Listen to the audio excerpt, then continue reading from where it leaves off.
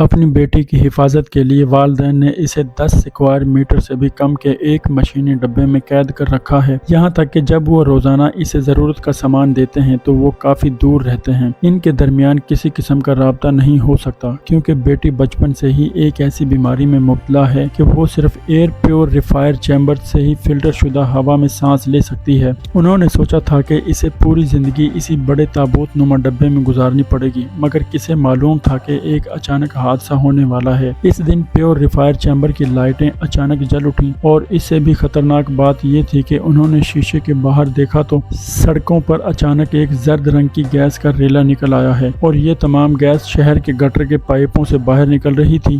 جس نے بھی نادانی میں اس گیس میں سانس لی وہ وہیں ڈھیر ہو گیا۔ سڑک پر موجود باپ یہ دیکھ کر ہکا بھکا رہ گیا۔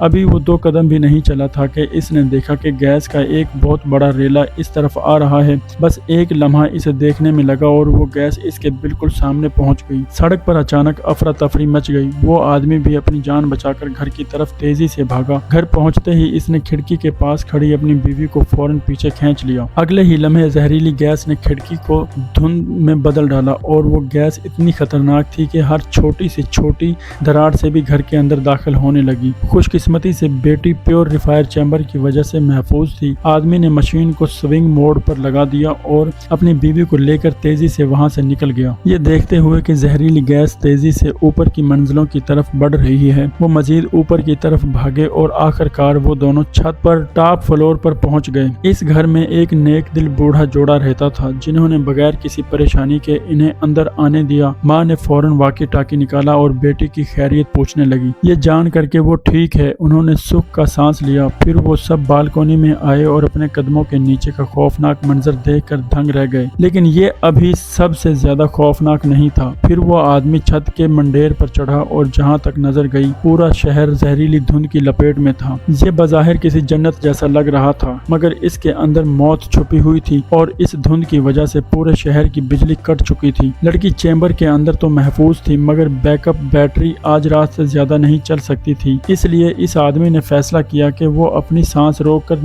نیچے جائے گا اور بیٹی کے لیے بیٹری بدلے گا۔ وہ سیڑھیوں کے پاس آیا اور آزمائشی طور پر دھند کا ایک جھونکا چھوا۔ حالانکہ گیس بے رنگ اور بے بو تھی، مگر تھی بہت زہریلی، اور بیٹری بدل کر واپس آنے میں کم سے کم 10 منٹ کا ٹائم لگنے والا تھا۔ کوئی بھی انسان اتنی دیر تک سانس نہیں روک سکتا تھا۔ تبھی اسے یاد آیا کہ نیچے والے فلور پر ایک بزرگ رہتے ہیں جن کے پاس اکثر آکسیجن کا سلنڈر ہوتا ہے۔ بیٹی کی خاطر اس نے پائپ کے سہارے نیچے اترنے کا خطرہ مول لے لیا۔ زہریلی گیس میں داخل ہونے سے پہلے اس نے ایک لمبی سانس لی اور پھر اپنی سانس روک کر وہ تھوڑی ہی دیر میں مطلوبہ منزل پر پہنچ گیا۔ کھڑکی توڑ کر وہ کامیابی سے بزرگ کے گھر میں داخل ہو گیا۔ جیسے ہی اس نے تلاش شروع کی اسے زمین پر کوئی پڑا دکھائی دیا۔ وہ تیزی سے آگے بڑھا تو دیکھا کہ وہی بوڑھا پڑوسی بزرگ مرا پڑا ہے، مگر اس کی سانس رک چکی تھی۔ اس کے پاس غم کرنے کا وقت نہیں تھا کیونکہ اس کی اپنی سانس بھی جواب دے رہی تھی، اور اس سے بھی زیادہ بری بات یہ تھی کہ وہ آکسیجن سلنڈر جو بزرگ ہمیشہ استعمال کیا کرتے تھے وہ وہاں کہیں نظر نہیں آ رہا تھا۔ آدمی گھبرا گیا۔ اس نے جلدی سے ٹارچ نکالی اور ہر طرف ڈھونڈنا شروع کر دیا، مگر پورا گھر چھان مارنے کے بعد بھی اسے سلنڈر نہیں ملا۔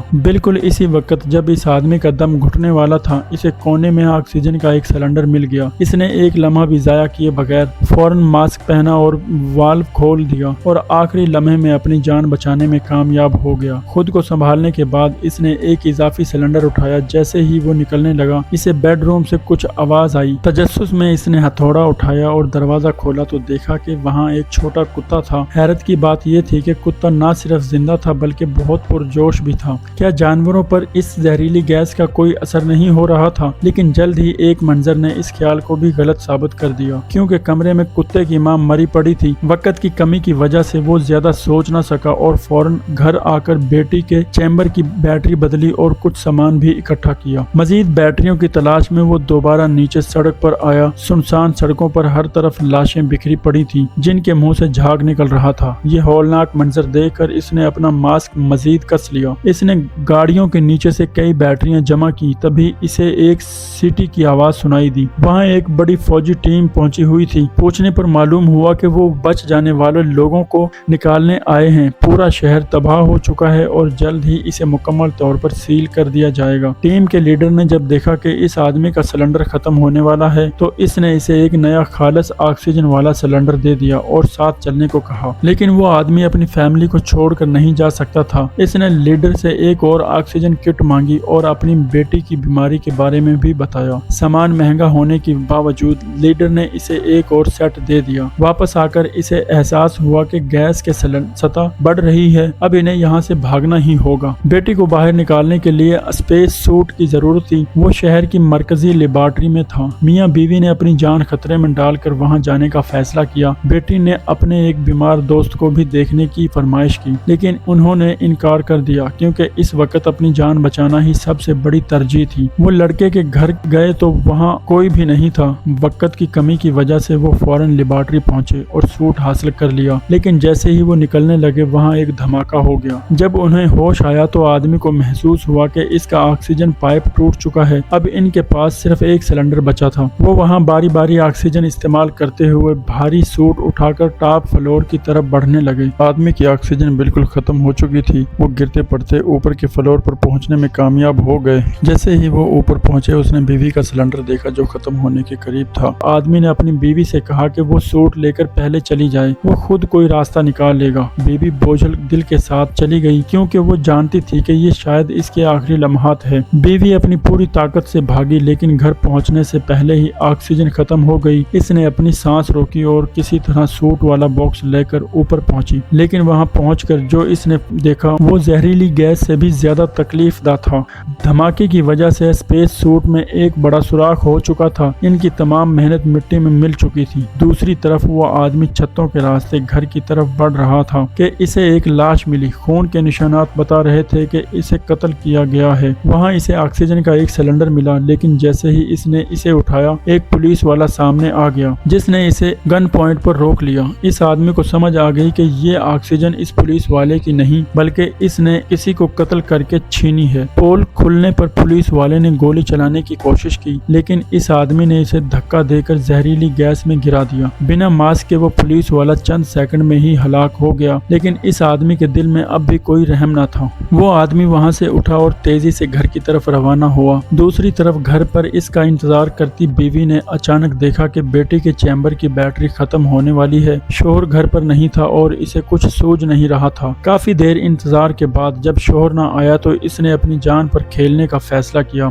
सीढ़ियों में फैली मुहल्लक गैस को देखकर औरत ने एक लंबी सांस ली और बिना किसी खौफ के इस जहरीली धुंध में कूद पड़ी। वो बहुत तेजी से भागी, मगर इंसान की रफ्तार गैस का मुकाबला नहीं कर सकती थी। बेटी ने जब देखा कि माँ बिना मास्क के नीचे आई हुई है तो वो चैम्बर के अंदर तड़प उठी, मगर माँ के पास वजाहत का वक्त नहीं था। इसने फौरन बैटरी बदली। मशीन की लाइटें जलते देखकर इसे सुकून मिला, मगर जाने से पहले इसे शायद अपनी मौत का एहसास हो गया था। वो ऊपर भागने की बजाय वहीं रुककर अपनी प्यारी बेटी को जी भरकर देखने लगी। बेटी के बार बार कहने पर वो यहाँ से बोझल कदमों के साथ रवाना हुई। कुछ देर बाद जब शोहर वहाँ पहुँचा तो सामने का मंजर देखकर इसके कदम थम गए। इसे अपनी आंखों पर यकीन नहीं आ रहा था कि इसके मास्क के अंदर आंसुओं का सैलाब आ गया। सीढ़ियों पर इसकी बीवी की बेजान लाश पड़ी हुई थी। जो चला गया वो तो लौट कर नहीं आ सकता था, मगर जिंदों को हिम्मत दिखानी थी। अभी वो संभल भी नहीं पाया था कि वाकी टाकी पर बेटी की आवाज आई। वो जानता था कि ये सच है, इसे खुद बताना पड़ेगा, मगर लफ्ज इसके हलक में फंस गए।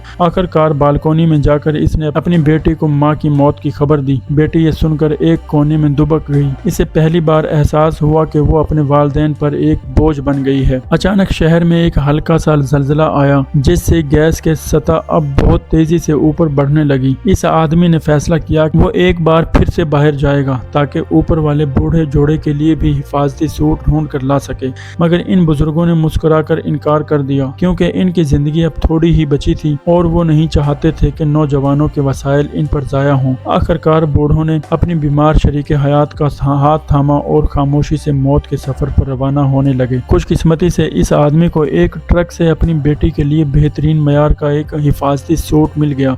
वक्त बचाने के लिए इसने एक मोटरसाइकिल उठाई और तेजी से घर की तरफ भागा, मगर धुंध में कुछ नजर नहीं आ रहा था। अचानक सामने से एक लड़का गुजरा और इसे बचाने के चक्कर में आदमी का मोटरसाइकिल स्लिप हो गया और वो इसका सर एक लोहे के ड्रम से जा टकराया। जब इसे होश आया तो काफी वक्त गुजर चुका था। इसने वाकी टाकी पर बेटी को पुकारा, मगर वहां से कोई जवाब न मिला। ये सोच करके शायद बेटी मर चुकी है, इसके पाँव जवाब دینے لگے اور وہ وہیں سڑک پر بیٹھ کر اپنی موت کا انتظار کرنے لگا۔ تبھی اسے دھند میں دو سائے سے نظر آئے۔ اسے اپنی آنکھوں پر یقین نہیں آیا جب اس نے دیکھا کہ اس کی بیٹی زندہ سلامت اس کی طرف بھاگتی ہوئی آ رہی ہے۔ معلوم ہوا کہ اس کا وہ دوست جس کے گھر وہ گئے تھے اس کے چیمبر کی ہوا ختم ہو گئی تھی۔ حیرت انگیز انکشاف ہوا کہ جن بچوں کو یہ بیماری تھی ان پر اس زہریلی گیس کا کوئی اثر نہیں ہوتا بلکہ وہ اس میں آرام سے سانس لے سکتے ہیں۔ یہ سن کر باپ کی خوشی کا ٹھکانہ نہ رہا۔ اس نے اپنا ماسک اتار کر پھینکا اور زندگی میں پہلی بار اپنی بیٹی کے گالوں کو چوما۔ کہانی کا سب سے دلچسپ موڑ تب آیا جب اس کی دوبارہ آنکھ کھلی۔ اب منظر بدل چکا تھا۔ اب وہ